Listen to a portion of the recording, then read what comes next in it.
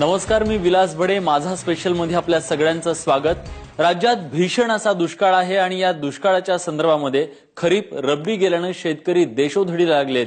जे काही हातात पडलंय त्यात जगायचं कसं हा त्याच्या पुढचा प्रश्न आहे. या सगळ्या परिस्थितीमध्ये राज्यात नेत्यांचे दौरे सुरू झालेत. महसूल मंत्र्यांनी नुकताच दौरा केला, पंकजा मुंडेही त्यांच्यासोबत होत्या. पण या सगळ्या दौऱ्यामध्ये एकनाथ खडसे शेतकऱ्यांच्या बांधावर तर गेलेच नाहीत. उलट शेतकऱ्यांना मोबाईलची बिलं भरता येत नाहीत, मग विजेची बिलं का भरत नाहीत असा त्यांनी प्रश्न केलाय. मोबाईलची बिलं भरता मग.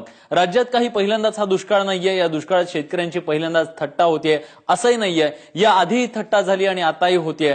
त्यामुळे या सगळ्या संदर्भामध्ये राजकारणी जे आहेत ते खरोखरच संवेदनशील आहेत का, ते खरोखरच गंभीर आहेत का हा प्रश्न आहे. आणि या सगळ्या प्रश्नाच्या संदर्भात चर्चा करण्यासाठी आता आपल्यासोबत काही मान्यवर आहेत.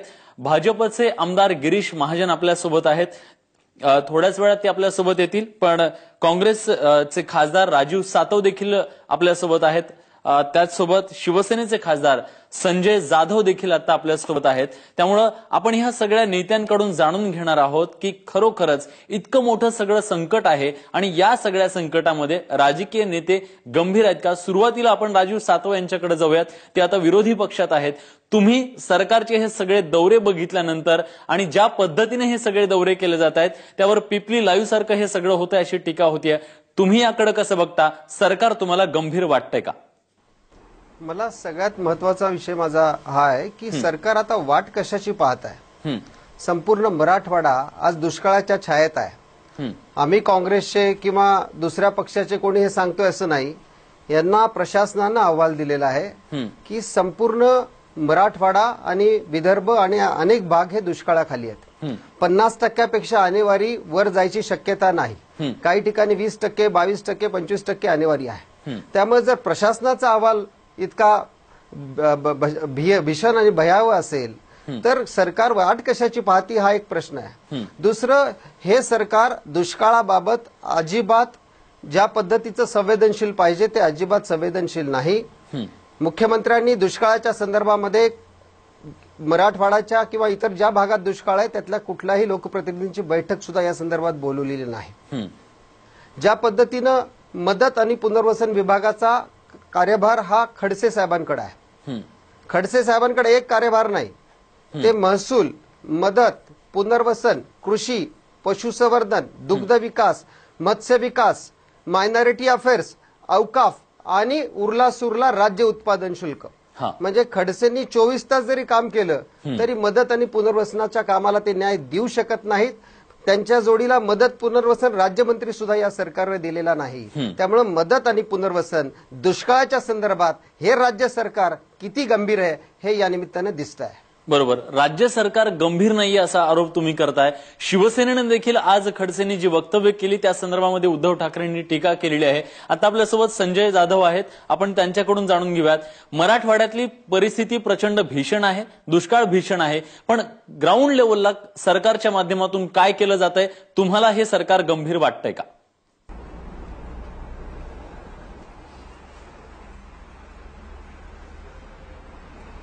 मला हे सरकार निश्चित गंभीर वाटत नाहीये. कारण मराठवाड्यामध्ये मोठ्या प्रमाणात दुष्काळ आहे. 1972ला सुद्धा एवढा दुष्काळ नव्हता, त्याच्यापेक्षाही मोठा दुष्काळ आहे. परवाच सीआयडीने जे रिपोर्ट दिलाय त्यामध्ये सुद्धा सांगितलंय की दुष्काळ 72 पेक्षा भयानक आहे. एवढं सगळं असताना देखील सरकार हे टंचाई सदृश्य परिस्थिती म्हणून समोर येते. आता आणेवारी जाहीर झाल्या 19, 20, 25, 30, 35, 40, 45. आणेवारी जाहीर झाल्यानंतर सरकारला दुष्काळ जाहीर करायला कोणाची वाट बघायची मला हे नाही कळलं. सरकारनं तात्काळ दुष्काळ जाहीर करून पुढच्या अंमलबजावणी करायला सुरुवात करायला पाहिजे. परंतु सरकार वेळपाडूपणाचं धोरण स्वीकारते. सरकारच्या मनामध्ये पाप दिसते मला या माध्यमातून. मला या ठिकाणी एवढंच सांगायचंय की ह्या ठिकाणी परभणी जिल्ह्याच्या बाबतीत तर मी एवढं सांगेन, खरीप आणि रब्बीच गेली अशातला भाग नाही. तर यापूर्वीची रब्बी गारपिटीने आमच्या इकडची पूर्ण सत्यानाश झालेला आहे. कारण शेवटच्या टप्प्यात पीक हातात घेण्याच्या अगोदर एवढी मोठी गारपीट झाली आणि त्या गारपिटीमध्ये हाताला आलेलं धान, मग तो गहू असेल, ज्वारी असेल, हरभरा असेल, सगळ्या शेतकऱ्याचं नेस्तनाबूत झालं. शेतकरी शासनाच्या मदतीची वाट पाहत होता. तुटपुंजी शासनानं काही भागात मदत केली आणि बाराने लोकांना वाऱ्यावर सोडून दिलं. त्यानंतर खरीपामध्ये तरी चांगल्या प्रकारचं पीक येईल अशी शेतकऱ्याला आशा होती. खरीपही अवेळी पावसामुळे गेला आणि आता तर रबीची पेरणी नाही आमच्या जिल्ह्यामध्ये. ही दुयावानी अवस्था ह्या शेतकऱ्याची आहे आणि हे सगळं गंभीर समोर काल दिसत असताना कालच आमच्याकडे खडसे साहेब आले आणि त्यांनी सांगितलं की या सगळ्या परिस्थितीमध्ये आपण कुठेतरी सरकारला आम्ही केंद्र सरकारकडे अहवाल पाठवू करू. सध्या टंचाई सदृश्य परिस्थिती आहे. रोजगार हमीच्या कामाच्या बाबतीतलं काहीतरी निर्णय घ्या. रोजगार हमीचं काम सरकारच्या माध्यमातून व्हायलाच तयार नाही. कुठलाही अधिकारी पीडब्ल्यूडीचा असो की तुमचा या महसूल डिपार्टमेंटमध्ये काम करणारा असो का जिल्हा परिषदचा असो का इरिगेशनचा असो, एकाही डिपार्टमेंटचा माणूस रोजगार हमीची कामं हातात घ्यायला तयार नाही. त्यांना ते नको वाटायचं झालेलं आहे. आणि मग अशा अवस्थेमध्ये माझी सरकारला विनंती आहे की आपण तात्काळ या ठिकाणी शेतकऱ्याच्या जनावराला चारा उपलब्ध करून देण्याची गरज आहे. कारण जनावर आता खाटकाच्या दारामध्ये जायला लागलेली आहेत. कारण शेतकऱ्याला स्वतःच्या उपजीविकेचा प्रश्न नाहीये मोठा. शेतकऱ्यासमोर सगळ्यात मोठा भीषण कोणता प्रश्न असेल तो जनावराच्या चाऱ्याचा प्रश्न आहे.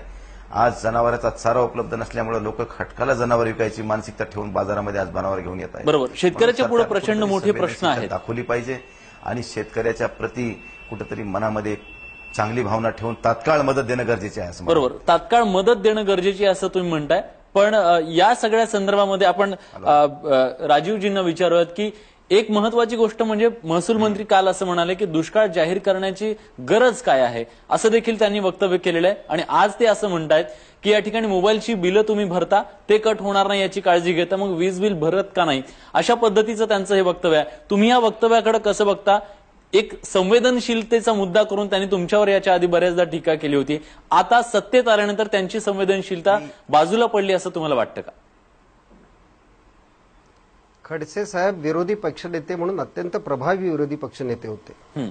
नारायण राणे साहेब, गोपीनाथ मुंडे साहेब यांची विरोधी पक्षाची कारकीर्द आम्हाला आजही स्मरणात आहे आणि तशीच खडसे साहेबांची सुद्धा स्मरणात आहे. निवडणुकीच्या काळात त्यांनी सांगितलं होतं, एक शेतकरी यायचा टीव्हीवर आणि तो सांगायचा, अरे कुठं नेऊन ठेवला महाराष्ट्र माझा. मागच्या 25 दिवसापासून या महाराष्ट्रातले शेतकरी आता विचारायला लागलेले आहेत, फडणवीस साहेब, खडसे साहेब, कुठं नेऊन ठेवला महाराष्ट्र माझा. ज्या पद्धतीनं या दुष्काळाला सामोरं जायची भूमिका या सरकारनं घ्यायला पाहिजे होती. रोजगार हमीची कामं जसं आता जाधव साहेबांनी सांगितली, या महाराष्ट्रात रोजगार हमीची कामं कोणी सुरू करायला तयार नाही. रोजगार हमीची कामं जाऊ द्या, ज्या शेतकऱ्यांनी, ज्या शेतमजुरांनी आत्महत्या केल्या, मागच्या 25 दिवसात 150 पेक्षा जास्त शेतमजुराच्या आत्महत्या झालेल्या आहेत. तहसीलदार सुद्धा, मंत्र्यांचं सोडा, त्या तहसीलचा तहसीलदार सुद्धा त्या शेतमजुराच्या घरी जाऊन त्यानं सांत्वन केलेलं नाही. का? तर त्याचा एवढाच गुन्हा आहे की त्याच्याकडे एक गुंठा सुद्धा जमीन नाहीये. ज्यावेळेस तुम्ही राज्याच्या हिताचे विषय सांगता, शेतकऱ्याच्या आत्महत्या झाल्या, तुम्हाला भेट द्यायला वेळ नाही. शेतकऱ्याच्या बांधावर जायला तुम्हाला वेळ नाही. शेतमजुराला सांत्वन करण्यासाठी प्रशासन सुद्धा तिथे जायला तयार नाही. बरोबर. अहो, टँकर लावायचा असेल, आमच्या किनवटमध्ये जर टँकर लावायचा असेल तर तिथल्या शेतकऱ्याला 200 किलोमीटर येऊन नांदेडच्या जिल्हाधिकाऱ्याकडे अर्ज द्यावा लागणार आहे. म्हणजे 200 किलोमीटर आल्यानंतर जर टँकर लावायची तुम्ही परवानगी देणार असाल तर कशा पद्धतीनं तुम्ही दुष्काळाच्या बाबतीत सिरियस आहात? कशा पद्धतीने तुम्ही याचं उत्तर देणार आहात? बैठका झाल्या, ह्या सगळ्या प्रश्नांची उत्तर आपण घेणार आहोत. एकच पॉईंट सांगायचा आहे. हा बोला. या संदर्भात मला एकच पॉईंट सांगायचा आहे. काल परभणीला बैठक झाली. आता जाधव साहेबांना परभणीला त्यांनी बोलवणं अपेक्षित आहे कारण ते परभणीचे खासदार आहेत. आम्ही हिंगोलीची मंडळी परभणीला बैठकीला जायचो. काल अकोल्याला बैठक झाली. अकोला जिल्ह्याची बैठक अकोल्याला मान्य आहे, पण अकोला जिल्ह्यात वाशिमची बैठक, म्हणजे तुम्ही त्या जिल्ह्यात जाऊन सुद्धा तिथल्या लोकप्रतिनिधींशी बोलायला तुम्ही तसदी घ्यायला तयार नसाल आणि प्रत्येक वेळी शॉर्टकटचा जर अवलंब करणार असाल तर खऱ्या अर्थानं हे छत्रपतींचा आशीर्वाद घेऊन आलेलं राज्य नाही. छत्रपतींचा आशीर्वाद तुम्हाला यासाठी जनतेनं दिला नाही. छत्रपतींनी सांगितलं होतं, प्रसंगी खजिना रिता करा, पण शेतकऱ्याच्या पदरात काहीतरी पडू द्या. आणि आता सरकार जे जे आश्वासनं दिली त्याच्यापासून दूर जायला लागले. बरोबर. तुम्ही हे सगळे जे काही आरोप केलेले आहेत त्या सगळ्या आरोपांना उत्तर देण्यासाठी गिरीश महाजन भाजपचे आमदार आता आपल्यासोबत आहेत. गिरीजी, बघितलं तुम्ही कशा पद्धतीने तुमच्यावर ही सगळी टीका होतीये, तुमचं उत्तर काय? नाही, मला वाटतं की दुष्काळ सदृश्य परिस्थिती आहे, टंचाई सदृश्य परिस्थिती आहे. राज्यामध्ये अनेक ठिकाणी, मराठवाड्यात असेल, विदर्भामध्ये असेल, खरोखर परिस्थिती अतिशय गंभीर आहे. पण शासन काही करत नाही. यांच्यामध्ये आणि अजित पवारांमध्ये काय फरक आहे? मला वाटतं हे म्हणणं अतिशय चुकीचं आहे. तुमच्या भाषेवर आक्षेप आहे. जी आपण नजर आणेवारी म्हणतो, भाषेवर आक्षेप आहे. मला वाटतं नजर आणेवारी जी आहे अजून ती 15 सप्टेंबरला होईल. 15 नोव्हेंबरला नंतर पुन्हा तिची एकदा फेर तपासणी होते आणि 15 डिसेंबरपर्यंत शेवटची फायनल त्या ठिकाणी आणि त्यानंतर मग केंद्र शासनाकडून मदत मागितली जाते. मला वाटतं ही अजून सुरुवात आहे. तुम्ही आताच म्हणाल की आताच मदत द्या, आताच म्हणजे असं कधी झालेलं नाही, असं कधी होत नाही. पण म्हणून मला वाटतं एवढी घाई करून उपयोग नाही. खरं आहे, परिस्थिती गंभीर आहे, परंतु शेवटी कुठे ना कुठे नियमाच्या अधीन राहूनच ते करावं लागणार. बरोबर. पण गिरीजी, एक महत्वाचा प्रश्न आहे, महाराष्ट्रातल्या जनतेला एक महत्वाचा प्रश्न पडलाय. परिस्थिती अत्यंत गंभीर आहे, यात कुणाच्याही मनात शंका नाहीये. पण ही सगळी परिस्थिती हाताळताना जी गंभीरता पाहिजे होती ती गंभीरता दिसत नाहीये. आणि या सगळ्यामध्ये जी वक्तव्य महसूल मंत्र्यांकडून आलेली आहेत ती वक्तव्य तुम्हाला मान्य आहेत का? नाही, मला वाटतं की शासन अतिशय या बाबतीमध्ये गंभीर आहे. शासनाने गांभीर्याने हा विषय घेतलेला आहे. महसूल मंत्री स्वतः दौरे करतायत. परवा तर 27 तारखेला आमचे मुख्यमंत्री माननीय देवेंद्रजी फडणवीस हे आता मराठवाड्यामध्ये येत आहेत, ते आज विदर्भाच्या दौऱ्यावर आहेत. आणि शासनाने हा विषय अतिशय गांभीर्याने घेतलेला आहे. शासन कुठेही त्याच्यामध्ये गांभीर्य दाखवत नाही किंवा कुठे ढिलाई असं नाही. तहसीलदारांपासून, तलाट्यांपासून, कलेक्टर असतील, कमिशनर असतील, आयुक्तांना सर्वांना स्टँडिंग इन्स्ट्रक्शन आहेत, सूचना दिल्या गेलेल्या आहेत.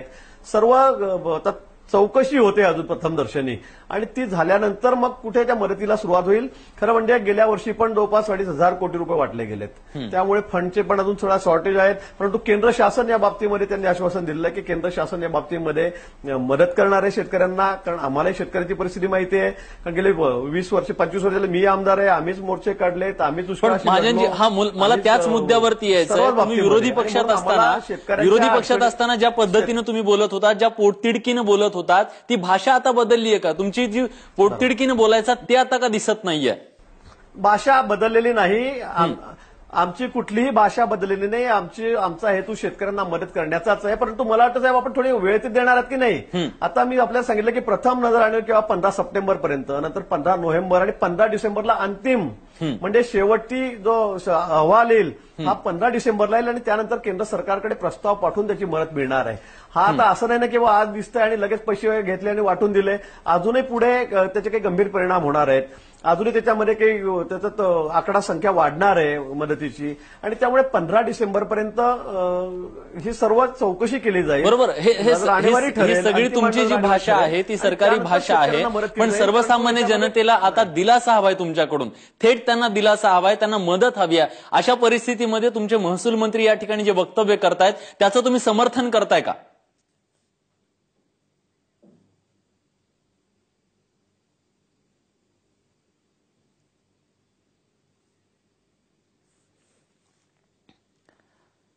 आता त्यांच्याशी संपर्क तुटलेला आहे, पण या प्रश्नाचं उत्तर आपण नक्की घेणार आहोत. कारण सर्वसामान्यांना दिलासा हवा असताना अशा पद्धतीची वक्तव्य निश्चितपणे त्यांना अडचणीत आणू शकतात. त्याचं उत्तर आपण त्यांच्याकडून घेणार आहोत. आता वेळ झाली एका ब्रेकची.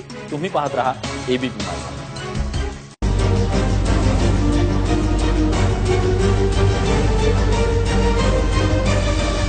आपण चर्चा करतोय की या सगळ्या दुष्काळाच्या भीषण सगळ्या प्रश्नाबद्दल राजकारणी किती गंभीर आहेत आणि याच सगळ्या संदर्भामध्ये आपण थोड्या वेळापूर्वी संपर्क साधण्याचा प्रयत्न केला, अजून त्यांचे संपर्क झालेला नाहीये. पण आपण आता संजय जाधव यांच्याकडे जाऊयात.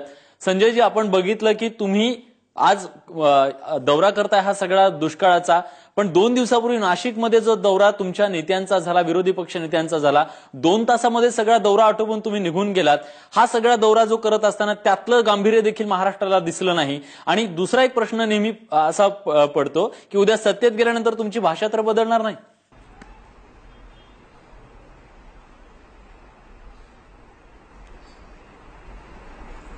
शिवसेनेचा जन्म हा सत्तेसाठी नाही, तो सर्वसामान्यांच्या कल्याणासाठी झालेला आहे. आदरणीय शिवसेना प्रमुख बाळासाहेब ठाकरेंनी जो वरद हाती दिलेला आहे की 80% समाजकारण आणि 20% राजकारण, या धर्तीवर शिवसेनेचा आजपर्यंतचा प्रवास चालू आहे. आणि निश्चितही यामध्ये कुठलाही फरक नाही. शेतकरी जर माझा हवालदिल झालेला असेल, शेतकरी जर उघड्यावर असेल, तर त्यावेळी शिवसेना सत्तेत बसून मूग गिळून गप्प बसणार नाही, हे आपल्याला पहिले आवर्जून सांगतो. शिवसेनेनं पण आतापर्यंत नाशिकमध्ये आता ती महाराष्ट्रामध्ये परिस्थिती जी का काही दिसली नाही? परिस्थिती आहे नाशिकचा दौरा त्या तुमच्या नेत्यांनी परिस्थितीमध्ये केला फक्त शिवसेना तेव्हा ती रस्त्यावरती सिरियसनेस आहे. का दिसली नाही? शिवसेना शेतकऱ्याचे दुःख जाणून घेते आहे.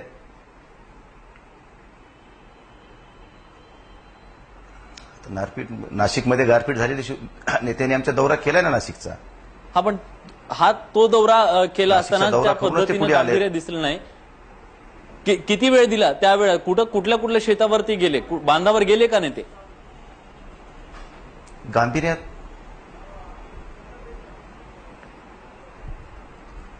आता बांधावर म्हणजे बऱ्याच शेतावर गेलेले आहेत.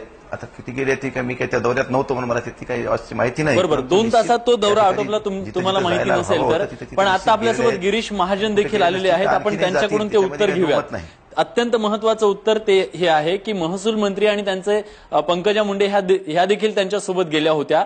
या सगळ्यामध्ये त्यांचं ढोल ताशांनी स्वागत केलं गेलं, फटाके उडवले गेले. अशा पद्धतीने हे सगळं स्वागत झालं आणि तिथं जाऊन ज्या पद्धतीनं खडसेंनी वक्तव्य केलेलं आहे त्या वक्तव्याचं तुम्ही समर्थन करता का महाजनजी? नाही, आम्ही कुठलंही समर्थन करत नाही असं. आणि त्यांचे म्हणण्याचा उद्देश असा नव्हता.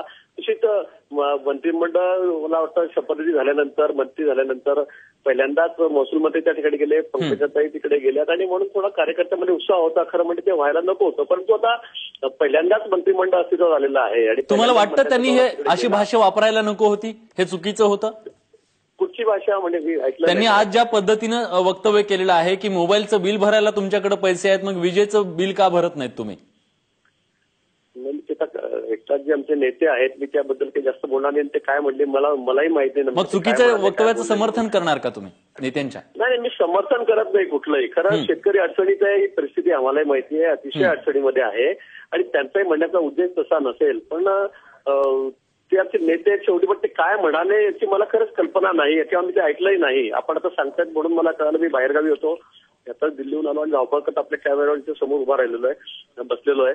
परंतु असं कुठलेही आमच्या भारतीय जनता पक्षातले कुठलेही आमचे नेते असतील, मंत्री असतील, त्यांनी अतिशय गांभीर्याने हा विषय घेतलेला आहे.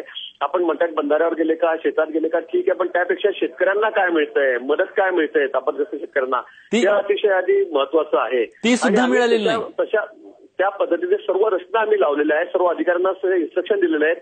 काम अतिशय वेगाने सुरू आहे आणि मी सांगितलं की 15 डिसेंबर नंतर अंतिम आणेवारी ठरेल आणि त्यानंतरच मदत मिळू शकेल. आता आपण म्हणता आता काय देणार, पण तो आता अशी पद्धतच नाही की आता गेले बघितलं आणि लगेच मदत द्या. कारण आता शेवटी जो रब्बीमध्ये काय नुकसान होणार आहे, फळबागांचं काय नुकसान झालंय त्यात एकदा सर्वे व्हावं लागेल. नाही तर अजून लोक म्हणतील किंवा आमचे पत्र काहीच पडलं नाही. आणि म्हणून शेवटी सर्व अंतिम जे आणेवारी येईल, मला वाटतं की तो आकडा 15 डिसेंबर नंतर येईल. आणि मी आपल्या शेतकऱ्यांना आश्वस्त करेल राज्यातल्या सर्व. आणि जे संकटग्रस्त शेतकरी आहेत, जे टंचाईग्रस्त भागातले शेतकरी आहेत, त्यांना जी मदत लागेल ती देण्याची भूमिका राज्य शासनाची आहे. केंद्र शासनाचा मोठा वाटा असतो. आमचे मुख्यमंत्री दिल्लीला जाऊन आले 2-3 वेळाच्या बाबतीमध्ये. माननीय पंतप्रधानांनाही भेटलेत, कृषी मंत्र्यांनाही भेटलेत, वित्त मंत्र्यांनाही भेटलेत आणि त्यांनी आम्हाला आश्वस्त केलंय की आपण शेतकऱ्यांना त्या ठिकाणी मदत करू. बरोबर, मदत करू असं त्यांनी आश्वासन दिलेलं आहे. आपण राजीव सातव आपल्यासोबत आहेत. महाजनजी त्यांच्याकडे जाऊयात. महाजनजी आपल्याकडे राजीव सातव आहेत. राजीव सातवजी, दुष्काळ जाहीर करा या मागणीसाठी आतापर्यंत भाजपचे नेते भांडायचे, पण आता दुष्काळ जाहीर करून काय फायदा असं ते म्हणतायत. तुम्हाला हे पटतंय का?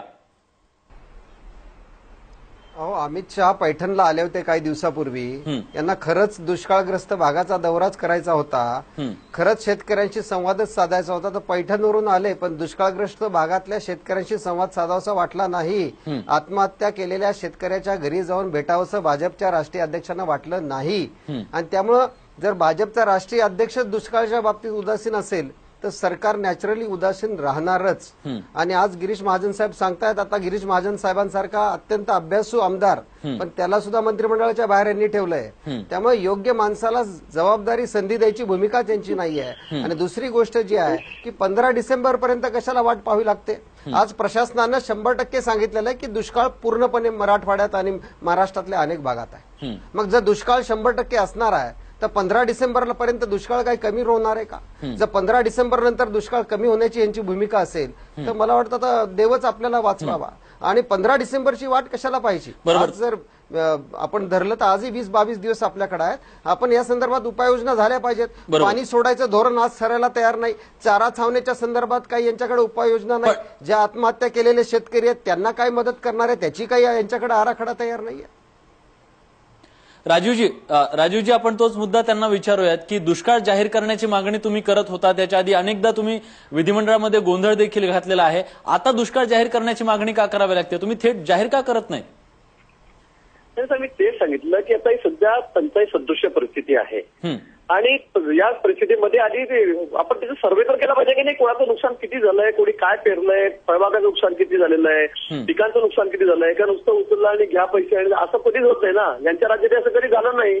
त्याच्यासाठी आपल्याला चौकशी तर करावी लागेल, कोणाचं किती नुकसान झालंय, कोणी काय पेरलंय त्याची माहिती घ्यावी लागणार आहे आणि त्याची तांत्रिकदृष्ट्या सगळी चौकशी झाल्यानंतर त्याला काय वेळ आहे 15 सप्टेंबर, 15 नोव्हेंबर आणि 15 डिसेंबरला अंतिम आणेवारी, म्हणजे त्यात रब्बीचं काय झालं, फळबागांचं काय झालं, कोणी काय पेरलं होतं, त्याचं नुकसान किती आहे, ते सगळं ठरवून मग शेवटी ही आकडेवारी ठरत असते.